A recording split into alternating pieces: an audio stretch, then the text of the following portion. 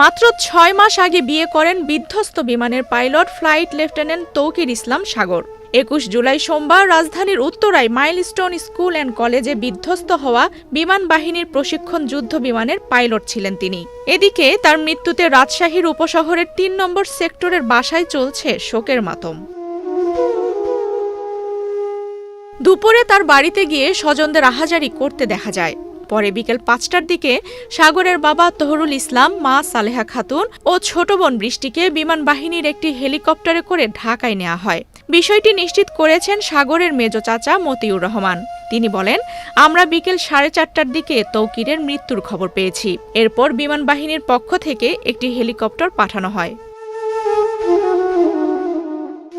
নিহত পাইলটের চাচা মতিউর রহমান জানান, সাগর ৬ মাস আগেই বিয়ে করেছিলেন। সম্প্রতি তিনি রাজশাহীতেও এসেছিলেন। আপনাকেই বলছি, ইন্স্যুরেন্স করলে সিটিতে সুরক্ষা পাবেন নিশ্চিত। মরদেহ রাজশাহীতে নিয়ে আসার পর পারিবারিকভাবে সিদ্ধান্ত নেওয়া হবে তৌকিরের দাফন রাজশাহীতে হবে নাকি সোনা মসজিদে হবে, এমনটাই জানিয়েছেন নিহতের চাচা।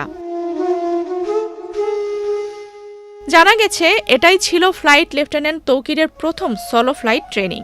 সোলো ফ্লাইট ট্রেনিং হলো একজন পাইলটের ট্রেনিংয়ের সর্বশেষ ধাপ। ফাইটার জেট অপারেট করার জন্য একজন পাইলট যে হাই স্কিল, সেটিই প্রমাণিত হয় সোলো ফ্লাইটের মাধ্যমে। ট্রেনিংয়ের এই পর্যায়ে পাইলটকে নেভিগেটর বা কো পাইলট বা কোনো প্রকার ইনস্ট্রাক্টর ছাড়াই একাই ফ্লাইট অপারেট করতে হয়। ফ্লাইট লেফটেন্যান্ট তৌকির আজ সেরকমই একটি ট্রেনিং ফ্লাইট অপারেট করছিলেন।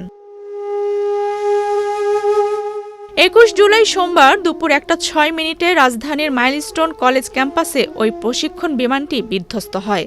এতে এখন পর্যন্ত ১৯ জন নিহত ও শতাধিক আহত হওয়ার খবর পাওয়া গেছে। সেনাবাহিনীর আন্তঃবাহিনী জনসংযোগ পরিদপ্তর জানিয়েছে, বিমানটি মাইলস্টোন কলেজের হায়দার আলী ভবনের প্রধান ফটকে আছড়ে পড়ে এবং নিচতলায় ভবনটির এক পাশ দিয়ে প্রবেশ করে আর এক পাশ দিয়ে বের হয়ে যায়। এই ঘটনায় এখন পর্যন্ত ১৯ জন নিহতের সংখ্যা নিশ্চিত করেছে ফায়ার সার্ভিস। হতাহতের সংখ্যা শতাধিক বলে বিভিন্ন মাধ্যমে জানা গেছে।